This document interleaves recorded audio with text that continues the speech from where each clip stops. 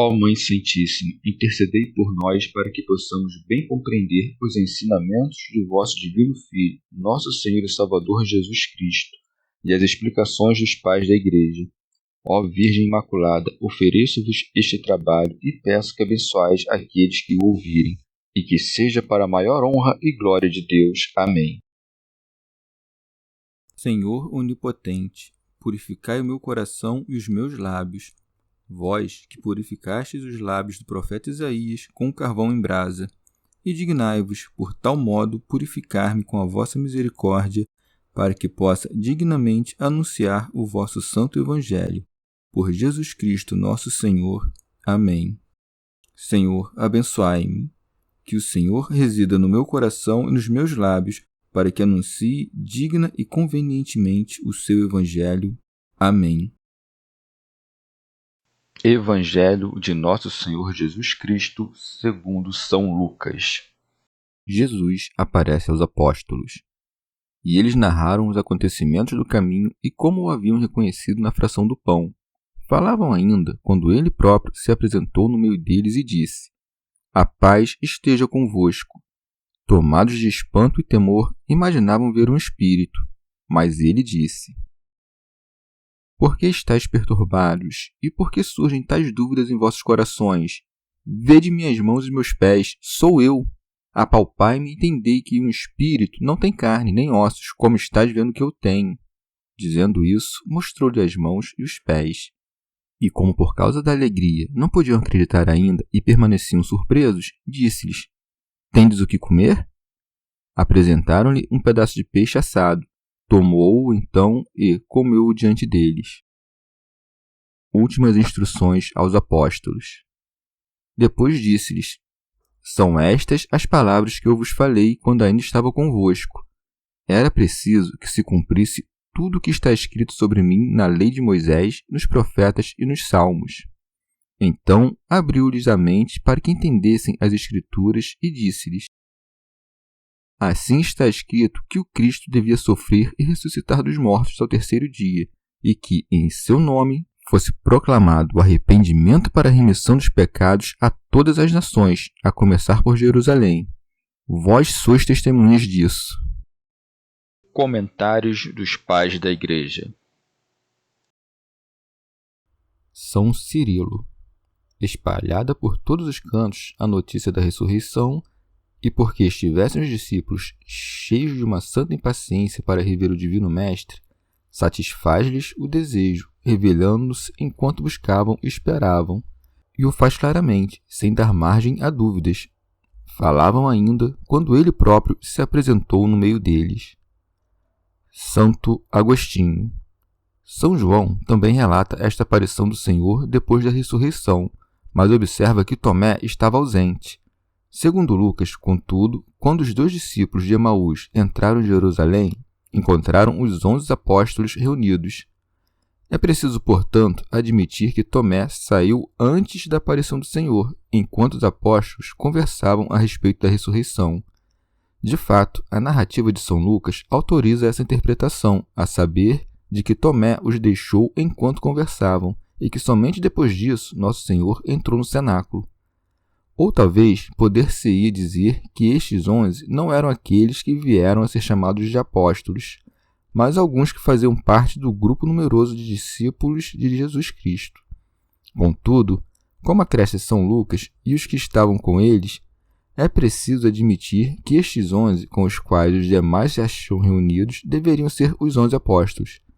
Mas examinemos a significação destas palavras misteriosas que Jesus, segundo São Mateus e São Marcos, dirige aos discípulos depois da ressurreição. Ide avisar meus irmãos para que vão a Galiléia, lá me verão. Isto se cumpriu somente depois de muitos outros acontecimentos narrados nos evangelhos, e contudo, Nosso Senhor parece dar a entender que este seria o único, ou pelo menos, o primeiro evento que deveria suceder. Santo Ambrósio. O que me parece ser mais provável é que Nosso Senhor, de fato, anunciou aos discípulos que o veriam na Galiléia, mas se mostrou antes, quando estavam reunidos, porque tinham medo. Expositor grego. E aqui não falta o Senhor à sua promessa, mas, ao contrário, se apressa em cumpri-la, tomado de um sentimento de bondade, já que os queria livres do medo. Santo Ambrósio. Tendo reanimado os discípulos, os 11 se puseram a caminho da Galiléia. Também se pode entender que eram poucos os que estavam no cenáculo e muitos os que foram até a montanha da Galiléia. Eusébio. Com efeito, se 2 evangelistas, São Lucas e São João, escreveram que Nosso Senhor apareceu apenas aos 11 em Jerusalém, os 2 outros relatam que o anjo e o Senhor ordenaram não aos 11, mas a todos os discípulos e irmãos que se apressem a ir para a Galiléia, o que é confirmado por São Paulo quando diz: foi visto por mais de 500 irmãos. Contudo, a solução mais verossímil desta dificuldade é que Jesus apareceu de início 1 ou 2 vezes para consolar os apóstolos que se escondiam em Jerusalém, e que em seguida mostrou-se na Galiléia, não 1 ou 2 vezes, como no cenáculo, mas com todo o esplendor de seu poder, fazendo com que os apóstolos testemunhassem que vivia mesmo depois de sua paixão, como atesta São Lucas no livro dos Atos. Teofilacto Diócrida. Pela primeira vez aparece Nosso Senhor no meio dos discípulos. Acalma a agitação que lhes vai na alma por meio da saudação com que estão acostumados, mostrando assim que é o mesmo Mestre, que amava lhes dirigir essas palavras de paz, as quais tanto recomendava quando saíram a pregar o Evangelho. A paz esteja convosco. São Cirilo. Vexemo-nos de renunciar tão prontamente deste dom da paz que Jesus Cristo nos deixou quando partia da terra. A paz, doce na realidade e no nome, tem Deus por autor, segundo estas palavras do apóstolo aos Filipenses: a paz de Deus. E ela é também o principal atributo de Deus, segundo estas outras: Deus da paz. E Deus mesmo é a paz, porque Ele é a nossa paz. A paz é um bem que todos louvam, mas que poucos sabem conservar. E por quê? Talvez seja a ambição de poder e riquezas, a inveja, o ódio ou desprezar o próximo, ou qualquer outro vício desse tipo, que leva o homem a ignorar Deus. De fato, o princípio e a fonte de toda a paz é o próprio Deus, que estabelece a união de todas as coisas, e cujos atributos principais são a unidade de natureza e uma imutabilidade pacífica. Esta paz comunica-se aos anjos e às demais potências celestes, que estão em paz com Deus e entre si. Ainda, extravasa-se sobre toda a criação, que tem por glória a tranquilidade. Enfim, fica na nossa alma por meio do amor e da prática das virtudes, e no nosso corpo pela justa proporção que impera sobre os membros e pelo equilíbrio dos elementos dos quais é ele composto. A primeira destas coisas constitui a beleza de nossos corpos, a outra, a saúde. São Beda. Os discípulos, por terem convivido longo tempo com o Salvador, sabiam que era verdadeiro homem. Mas, depois de morto, não creram que ressuscitaria no 3º dia. Por isso, cuidavam ver o espírito que havia saído de seu corpo no momento em que expirou. Tomados de espanto e temor, imaginavam ver um espírito. Esse equívoco dos apóstolos foi continuado pelos maniqueístas. Santo Ambrósio. Não cremos que São João e São Pedro, tendo presenciado todo o poder de Jesus Cristo, pudessem duvidar da sua ressurreição. Por que então São Lucas nos diz que ficaram turbados e espantados? Primeiramente, porque mistura o sentimento da maioria com o destes 2 apóstolos. Em segundo lugar, porque São Pedro, ainda que estivesse persuadido da ressurreição do Salvador, turbou-se quando viu de súbito o corpo dele atravessando as portas que estavam cerradas. Teofilacto Diócrida. A saudação de paz que lhes dirigiu não foi suficiente para acalmar a agitação que sentiam. Assim, prova por outros meios que era o Filho de Deus que penetra os segredos dos corações. Jesus disse-lhes: por que estáis perturbados e por que surgem tais dúvidas em vossos corações? São Beda. Que pensamento eram esses, senão maus e perigosos? Jesus Cristo perderia todos os frutos da paixão se não houvesse ressuscitado. Ele aparece aqui como um hábil trabalhador que dissesse: devo colher o que plantei, ou seja, a fé que, vinda do céu, desce até o coração. Ora, tais pensamentos não vieram do céu, mas subiram da terra como ervas daninhas. São Cirilo. A prova de que este que lhes aparecia era o mesmo que havia morrido na cruz e que fora depositado no sepulcro é que não podiam esconder-lhe o que estava oculto nos corações. Santo Ambrósio. Examinemos como, segundo São João, os apóstolos creram e se alegraram, enquanto que, em São Lucas, o Salvador lhes repreende a incredulidade. Aquele, como apóstolo, não desejou senão tratar das verdades mais importantes e alteadas. Este, por seu turno, relata os eventos mantendo-se num plano mais próximo de nós. Um segue a ordem histórica dos eventos, o outro desejou abreviá-los. Não podemos duvidar do testemunho de um homem que relata o que ele mesmo viu. A conclusão, portanto, é que os dois relatos são verdadeiros, pois bem que São Lucas observe que os discípulos não creram de pronto, declara explicitamente que acabaram por fazê-lo. São Cirilo. Nosso Senhor, tencionando mostrar aos apóstolos que triunfou sobre a morte e que a natureza humana de Cristo está doravante livre da corrupção, mostra-lhes as mãos, os pés e as chagas abertas pelos cravos. Vede minhas mãos e meus pés, sou eu. Teofilacto Diócrida. E mais ainda, deixa que lhe toquem os pés e as mãos, dizendo: apalpai-me e entendei que um espírito não tem carne nem ossos, como estáis vendo que eu tenho. Isto é, vós me tomais por um espírito, ou por esses fantasmas que vemos frequentemente ao redor dos túmulos, mas saibais que um espírito não tem nem carne nem osso, ao passo que eu os tenho. Santo Ambrósio. Nosso Senhor se exprime assim para nos passar uma imagem da ressurreição. Com efeito, o que podemos tocar é, necessariamente, corpóreo. Ressuscitaremos, portanto, com nossos corpos, com a diferença de que serão estes mais sutis, ao passo que agora são grosseiros, porque compostos de elementos terrestres. Não foi, portanto, em virtude da natureza incorpórea e divina, mas por causa das propriedades do corpo ressurrecto que Jesus Cristo penetrou no cenáculo que tinha as portas fechadas. São Gregório Magno.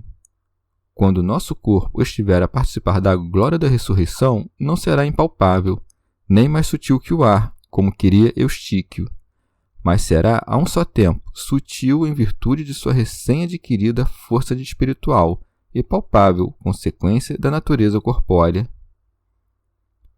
São Beda.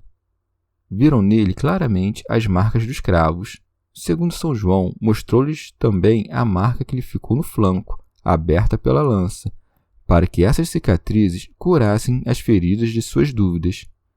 Os incrédulos encontram aqui certa oportunidade para acusar Nosso Senhor de não ter sido capaz de curar as chagas que abriram em seu corpo. Mas não é lógico dizer que o que fez milagres tão imensos não conseguisse fazer os menores. É com intento, portanto, que aquele que triunfou sobre a morte não quis destruir os sinais que a morte lhe imprimia no corpo, e o fez primeiro para tornar mais firme a fé dos discípulos na ressurreição. Em segundo lugar, para que, quando for interceder junto ao Pai em nosso nome, possa lhe mostrar o tipo de morte que sofreu pela salvação dos homens. Por terceiro, para deixar à vista dos que foram redimidos pela sua morte a grande caridade que teve para com eles, mostrando-lhes os sinais de sua paixão. Finalmente, para provar a justiça com que serão condenados os ímpios no dia do juízo. São Cirilo. O Salvador mostrou aos discípulos as mãos e os pés para lhes certificar que o corpo que sofrera a paixão era o mesmo que ressuscitou. Para tornar isso ainda mais evidente, pede algo que comer. E como, por causa da alegria, não podiam acreditar ainda e permaneciam surpresos, disse-lhes: tendes o que comer? São Gregório de Nissa. A lei prescrevia que se comesse a Páscoa com ervas amargas, porque ainda era tempo da amargura. Depois da ressurreição, contudo, foi o amargor adoçado com favo de mel. Apresentaram-lhe um pedaço de peixe assado. São Beda. A lhes demonstrar a veracidade da ressurreição, não somente quis que o tocassem, senão que consentiu comer com eles para que vissem que era real e não um fantasma. Tomou-o, então, e comeu-o diante deles. O ato de comer demonstra seu poder, e não que tenha alguma necessidade. Com efeito, a terra sedenta e o sol ardente não absorvem a água da mesma maneira. A terra o faz por necessidade, o sol por poder. Expositor grego. Mas alguém dirá: se o Senhor de fato comeu, é preciso admitir também que, depois da ressurreição, terão os homens ainda necessidade de alimentos para a subsistência. Respondo que aquilo que o Salvador faz com certo propósito não pode ser tomado por regra ou lei natural, porque em outras situações ele age diferentemente. Assim, o Salvador, na ressurreição, vai levar os corpos a um estado de incorruptibilidade, bem que tenha desejado conservar no seu próprio as chagas abertas pelos cravos e a cicatriz do flanco, a mostrar que, depois da ressurreição, o corpo permaneceu da mesma natureza, não tendo sido mudado em substância. São Beda. Se comeu mesmo depois de ter ressuscitado, não o fez por necessidade de nutrir-se, nem para simbolizar que depois da ressurreição, objeto de nossas esperanças, ainda teremos necessidade de alimentos, mas para mostrar a natureza dos corpos redivivos. Em sentido figurado, o peixe assado representa os sofrimentos de Jesus Cristo. Ele consentiu viver oculto nas águas do gênero humano, deixou-se prender na rede da morte, foi como que queimado pela tribulação quando da paixão, mas fez-se para nós favo de mel depois de ressuscitar. Este representa a dupla natureza de sua pessoa, porque o favo repousa sobre a cera, e o mel dentro desta representa a divindade na humanidade. Teofilacto Diócrida. Guardam ainda esses alimentos outra significação misteriosa. Ao comer um pedaço do peixe assado, simboliza que purificou com fogo divino nossa natureza, que estava a nadar no mar desta vida, que secou a umidade que ela havia contraído nas águas profundas. Fez dela alimento divino, embora antes fosse abominável, e isto é o que representa o favo de mel. Ou então, o peixe assado é figura da vida ativa, em que o fogo do trabalho consome-lhe toda a umidade, ao passo que a contemplação está representada pelo favo de mel à conta da doçura inefável da palavra de Deus. São Beda. Depois de ter comido e de ter se deixado ver e tocar, assegurando-lhes que não deliravam, recorre Nosso Senhor às Escrituras. Depois disse-lhes: são estas as palavras que eu vos falei quando ainda estava convosco, isto é, enquanto eu ainda estava revestido dessa carne mortal que vos reveste. É a mesma carne que ressuscitou, mas algo diferente daquela dos apóstolos, ainda sujeita à morte. Acresce o Salvador: era preciso que se cumprisse tudo o que está escrito sobre mim na lei de Moisés, nos profetas e nos salmos. Santo Agostinho. Meditem nestas palavras aqueles que estão loucos a ponto de ousar dizer que foi por meio da magia que Nosso Senhor operava todas aquelas maravilhas, e em virtude dessa mesma arte que logrou dar a conhecer seu nome a todos os povos para que se convertessem a ele. Acaso foi por força da magia que logrou cumprir as profecias que o Espírito Santo inspirou nos profetas antes mesmo de que ele nascesse? Porquanto, se foi por meio de operações mágicas que se fez adorar depois de morto, era um mago antes de nascer, pois que um povo inteiro foi posto por Deus para vaticinar-lhe a vinda. São Beda.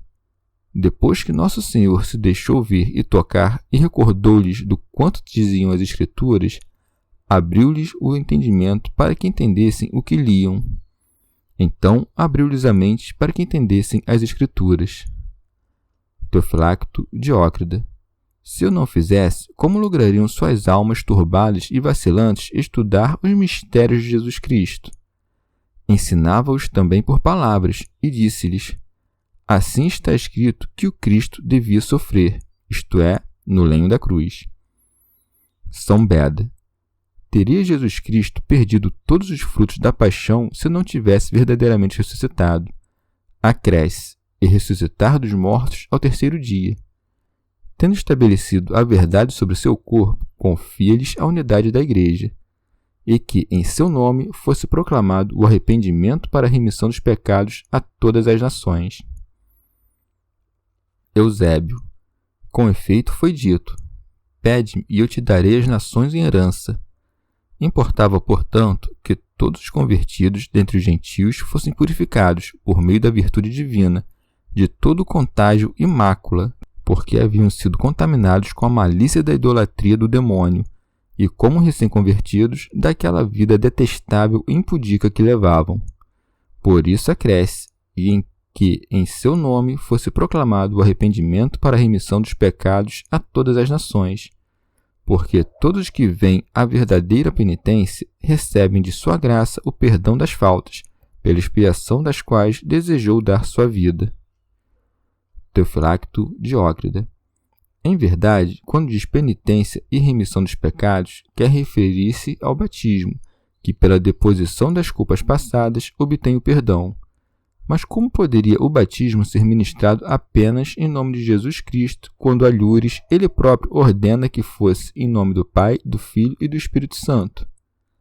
Respondemos, por primeiro, que aí não se deve entender que o batismo deve ser ministrado apenas no nome de Jesus Cristo, mas sim que serão batizados no batismo de Cristo, isto é, espiritualmente. Não como aquele dos judeus, nem como o de São João, de simples penitência, senão como verdadeira participação no Espírito Santo, como se deu com o próprio Jesus quando foi batizado no Jordão e o Espírito Santo desceu sobre sua cabeça na forma de uma pomba. Ser batizado em nome de Jesus Cristo é, pois, ser batizado na morte dele. Assim como ele ressuscitou 3 dias após a morte, assim nós somos mergulhados 3 vezes na água e recebemos como penhor da incorruptibilidade a graça do Espírito. Também o nome de Jesus Cristo contém em si o Pai que unge, o Espírito Santo que é a própria unção e o Filho ungido em sua natureza humana. Não mais ficaria dividido o gênero humano em 2 povos, a saber, judeus e gentios, com o intuito de reuni-los num só povo que ordena a seus apóstolos de começar a pregação por Jerusalém e terminá-la entre os gentios. A todas as nações, a começar por Jerusalém. São Beda. E não lhes dá esse preceito somente porque os oráculos de Deus tenham sido confiados aos judeus, aos quais pertenciam a adoção filial e a glória, senão também porque Deus deseja que os gentios, mergulhados em erros distintos, concebam viva esperança de alcançar o perdão, vendo que a misericórdia divina o estendeu até aqueles que crucificaram o Filho de Deus. São João Crisóstomo. Com isso, também evitava que repreendessem os apóstolos como se estivessem a negligenciar seus concidadãos a ir se mostrar no estrangeiro. Ordenou, portanto, que as provas da ressurreição fossem entregues por primeiro a seus próprios algozes, e nesta mesma cidade onde se perpetrou esse ato profano, quando os homens que o crucificaram passam a crer, está aí demonstrada a ressurreição. Eusébio. Ora, se tudo o que predisse Jesus já estava se cumprindo, e se a fé do mundo inteiro reconhecia o poder e eficácia de sua palavra, já é tempo, doravante, de crer no autor desta palavra, e de reconhecer também que ele necessariamente é Deus, e que as obras divinas que opera estão em conformidade com suas palavras. É que se cumpre por meio do ministério dos apóstolos. Vós sois testemunhas disso, isto é, da minha morte e ressurreição. Chegamos ao fim de mais um dia de comentários da Catena Áurea. Muito obrigado por ficarem até aqui, que Nossa Senhora derrame suas graças sobre nós e até amanhã.